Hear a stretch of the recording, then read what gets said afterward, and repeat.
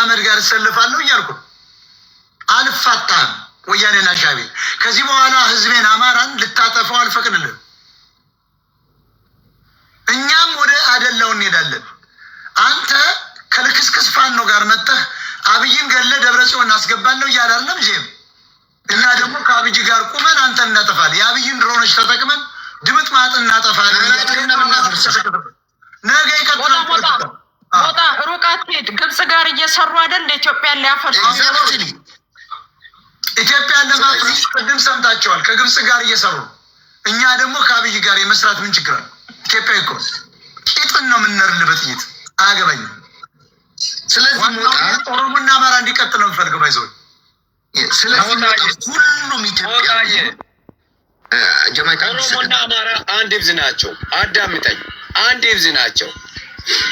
እዚህ ጋር አቴንሽኑ ላይ ችግር ያለበት ዶክተር አብይ አህመድ የሚባል ዱርዬ ላይ ነው እንጂ ችግር ያለበት የፖሊሲ ችግር ነው እንጂ ይሄ ችግር የኦሮሞና የአማራ ችግር አይደለም። የሚገባችሁ ከሆነ ኦሮሞና አማራ አንድ ህዝብ ናቸው፣ አንድ ማህበረሰብ ናቸው። እነዚህ ሰዎች እነዚህ ሻዕቢያና ወያኔ ለኢትዮጵያዊ ታሪካዊ ጠላቶች ናቸው። የአማራን ህጻናት የሚያርዱ ናቸው። ጃማይካ ማን ነው ብልጽግና? እኔማ ዳላስ ቴክሳስ ላይ ቁሜ አብይ ሲመጣ ከዚያ ጀምሮ እስካሁን እየተቃወምኩት ነው። ብሪጅስቶን ይሰማል ይሰማል። ብልጽግናን ያፈራረስኩት እኔ ነኝ። ማን ነው ብልጽግና?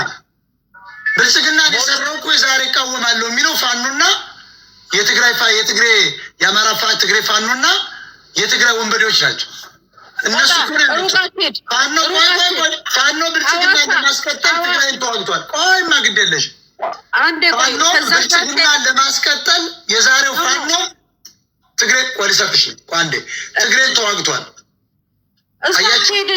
ሐዋሳ 100% የመረጠው እኮ ራሱ ቲፒኤልኤፍ ነው። ዛሬ እመጣለሁ ከፋኖ ጋር የሚለን እኮ ማንን ነው ብልጽግና የምትለኝ?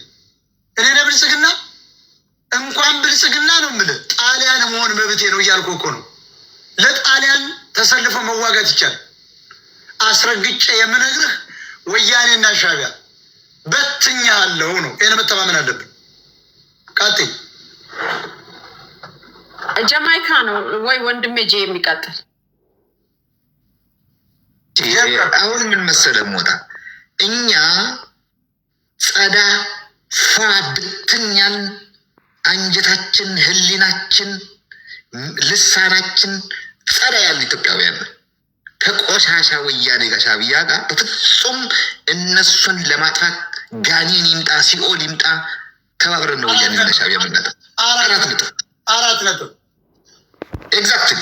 ስለዚህ እዚህ መጣህ ብልጽግና አብይ አህመድ እናቱን፣ አክስቱን፣ ቤተሰቡን፣ ዘር ማንዘሩን ይዘንጣ ጉዳይ አይደለም።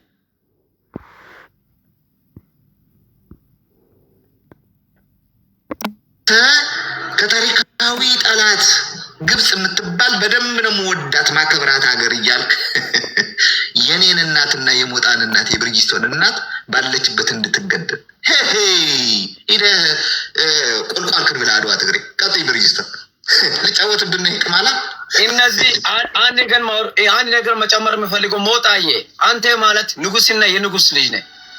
ንጉስና የንጉስ ልጅ ሞጣ ኢትዮጵያዊ ነው። በኢትዮጵያ ማይደራደር ኢከካሞች እናንተ ሻዕቢያና ወያኔዎች ታጥባችሁ ማጸዱ ኢከካሞች ናቸው። ኢትዮጵያን ዳር ድንበር የተሻገራችሁ ለቁልቋል ነው። ታጥባችሁ ማጸዱ ኢከካሞች የኢትዮጵያ ዳር ድንበር የገባችሁት ለቁልቋል ነበረ። ቁልቋል ይዛችሁ መውጣት አለባችሁ። ግን አሁንም ኢትዮጵያውያን ጠርጋችሁ አውጡት ከኢትዮጵያ ምድር። እነዚህ ቆሻሻዎቹ የትም ሀገር ላይ ካሉ ኢትዮጵያ ምድር ላይ እነዚህ መጥፋት አለባቸው። ለአማራ ህጻናት፣ ለኦሮሞ ህጻናት፣ ለደቡብ ህጻናት፣ ለአፋር